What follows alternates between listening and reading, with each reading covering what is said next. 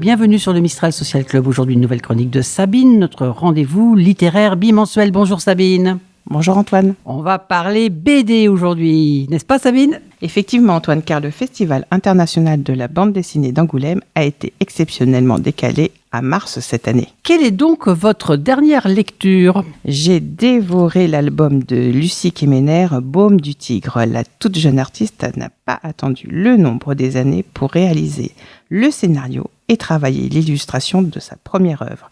Une artiste complète.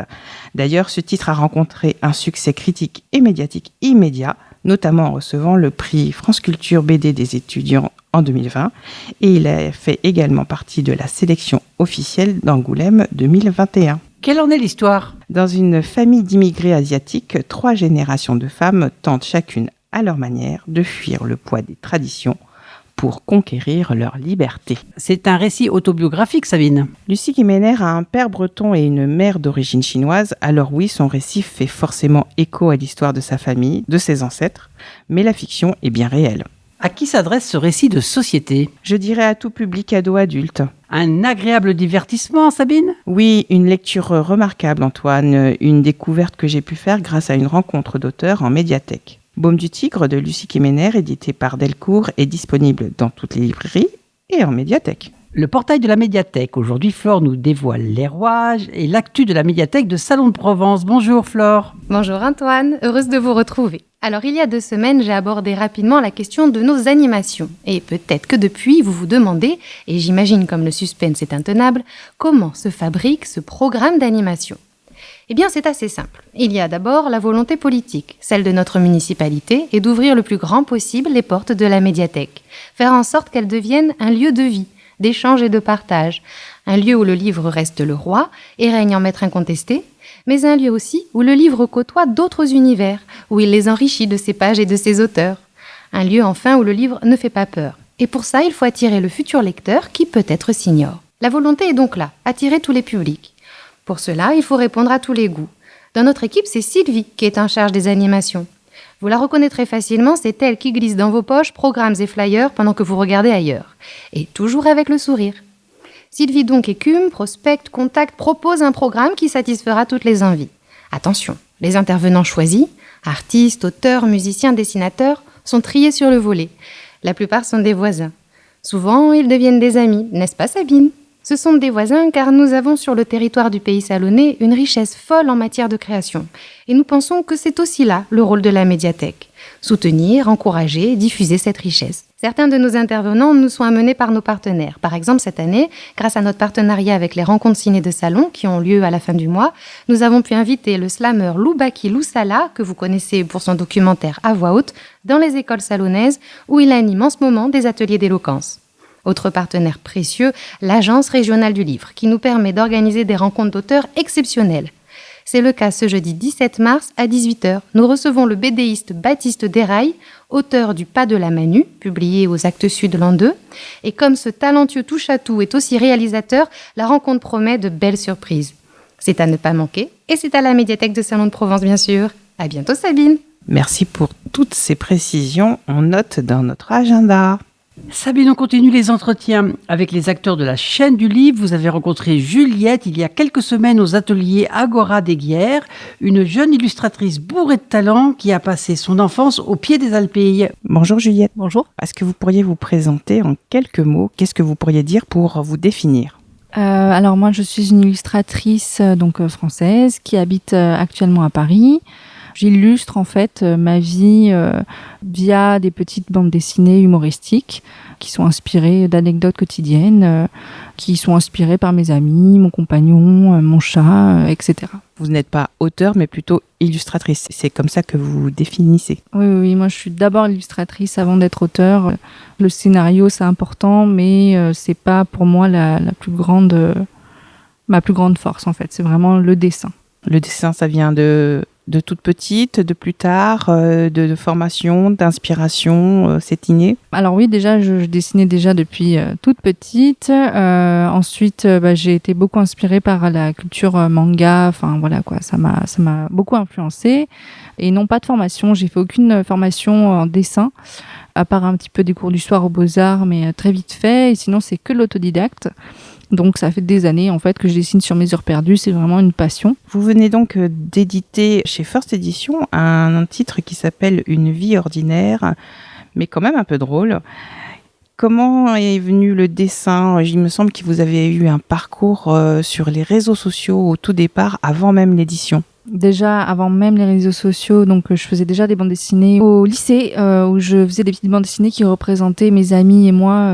Déjà humoristiques à l'époque, je postais sur un blog, justement, Skyblog à l'époque, qui avait déjà attiré pas mal de monde. Après ça, j'ai fait un blog donc en 2015 avec des bandes dessinées toujours humoristiques sur mes aventures en Corée, puisque j'ai vécu 1 an et demi en Corée du Sud. Et ensuite, je me suis lancée sur Instagram en 2018. Là, c'était un peu tout nouveau et puis finalement, j'ai beaucoup apprécié l'expérience et visiblement les autres aussi, puisque mon Instagram a évolué assez vite. Au final, j'ai gagné en traction assez vite. Et aujourd'hui, donc, j'ai une grosse communauté, je pense, on peut le dire, avec plus de 100 000 personnes qui me suivent. Est-ce que vos dessins étaient différents avant, quand vous étiez en Provence, et après votre expérience de vie en Asie du Sud-Est ? Pas forcément, parce que j'ai toujours un peu le même... déjà, au niveau de l'humour, ça n'a pas forcément changé, parce que j'ai toujours eu beaucoup de second degré, d'autodérision, donc là-dessus, ça n'a pas changé. La seule chose, à la rigueur, qui aurait changé, c'est mon style artistique, en fait, parce que j'ai beaucoup évolué, j'ai beaucoup changé à force de pratiquer tout ça, donc mon style artistique est beaucoup plus défini aujourd'hui. Mais je dirais pas que c'est dû à mon voyage en Corée du Sud, en fait. C'est juste... au fil du temps, mon style s'est peaufiné, on va dire. Et alors, le passage à l'édition, comment ça s'est passé ? C'était en novembre 2020. Il y a 2 maisons d'édition qui m'ont contactée, dont First Edition. Donc, j'ai regardé un peu les 2 propositions et c'est celle-là qui me paraissait celle qui me convenait le plus, en fait. J'ai dit OK. Donc, j'ai signé le contrat en février. Ils étaient très intéressés par mes bandes dessinées sur Instagram, justement. Et comme c'est quelque chose qui est en plein boom, j'ai l'impression, où ça devient un peu plus à la mode, justement, d'éditer des bandes dessinées en ligne. Pendant 2-3 mois, j'ai fait que ça. J'ai dessiné des bandes dessinées tous les jours jusqu'en juin. En juillet, on a peaufiné un peu les détails, la biographie, etc. Et puis en septembre, c'était publié. Donc ça allait très très vite. Je pensais pas que ça allait aussi vite d'ailleurs. Mais voilà, c'est comme ça que ça s'est fait. Alors, votre livre se décline en 4 saisons de Juliette. Est-ce que c'était un choix de votre part ou est-ce que c'était une idée de l'éditeur ? Je crois que c'était une idée de l'éditeur. Je me suis jamais dit, tiens, il faudrait que je fasse 4 saisons, même quand je fais mes BD sur Instagram. C'est juste qu'effectivement, j'adapte mes BD par rapport à la saison. C'est-à-dire que, par exemple, en hiver, j'ai plutôt tendance à dessiner des manches longues. C'est tout bête, hein, mais en été, je vais plutôt dessiner des manches courtes, où je vais faire, effectivement, il y a certaines bandes dessinées qui sont adaptées à la saison, qui sont spécialement sur l'hiver ou le temps froid, ou l'inverse.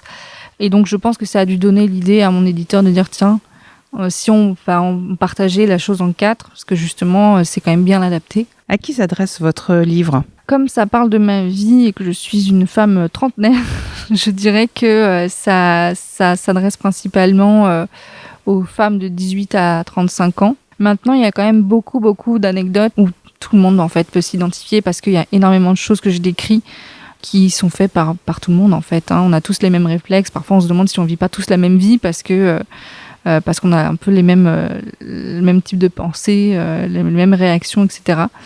Je dirais que vraiment, ce livre est pour tout le monde, en fait. Tout le monde adulte. Tout le monde adulte, c'est-à-dire qu'effectivement, je pense qu'à partir de 18 ans, ça passe, même à adolescent.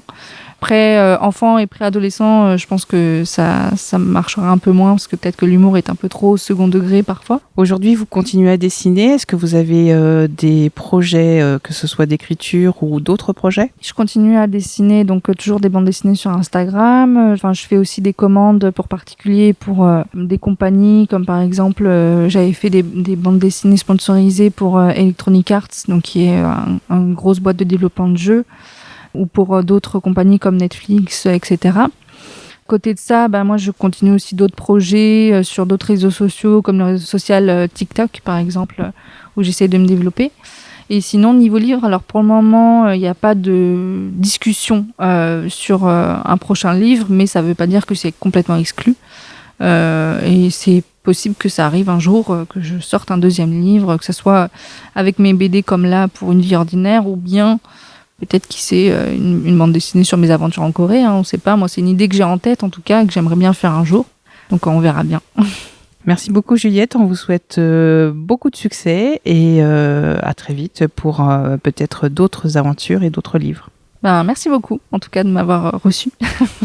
Et bonne continuation vous aussi. Sabine, dans l'actualité du moment, qu'avez-vous retenu ? Donc, le Festival international de la bande dessinée d'Angoulême a lieu cette année du 17 au 20 mars. La BD est au cœur de multiples conférences et rencontres artistiques. L'annonce du palmarès officiel et du Grand Prix 2022 est un moment fort de l'événement. France Télévisions sera également partenaire du prix du public du festival et proposera des programmes thématiques sur ses chaînes pour tous les fans du 9e art. Les pépites de la librairie. Marianne de la librairie Le Grenier d'Abondance nous confie les points forts et les coups de cœur du moment. Bonjour Marianne. Bonjour Antoine. Alors nous allons parler du Printemps des Poètes, car du 12 au 28 mars, c'est le 24e Printemps des Poètes avec la thématique de l'éphémère. Bien sûr, nous allons vous proposer une sélection de titres poétiques, de livres de poésie. Et en plus, venez à la librairie, car nous allons vous concocter des surprises. Voilà, à découvrir à la librairie du 12 au 28 mars. Et puis maintenant, nous allons parler BD. C'est bientôt le Festival d'Angoulême, et là, je voudrais vous faire part d'un coup de cœur. Une BD éditée par Glénat, à la collection Très étrange. C'est un titre de Teresa Radis et de Stefano Turconi. Ça s'appelle La Terre, le ciel et les corbeaux. C'est une BD splendide, à l'aquarelle. Ces jeunes auteurs et illustrateurs avaient déjà écrit Le port des marins perdus, qui était déjà une BD fabuleuse qui avait été primée maintes fois. C'est donc l'histoire trois hommes qui s'enfuient d'un camp de prisonniers en Russie, en plein hiver, durant la Seconde Guerre mondiale. Un Allemand, un Italien et un Russe, prisonniers des deux premiers. Ils ne se comprennent pas, mais face au danger, ils vont faire face et faire front. Voilà, c'est splendide. Je vous la conseille vivement. C'est tout pour aujourd'hui. Prochain rendez-vous dans 2 semaines. Vous pouvez retrouver la chronique de Sabine sur le réseau Fréquence Mistral et en replay sur Mistral Social Club. À très vite sur le Mistral Social Club.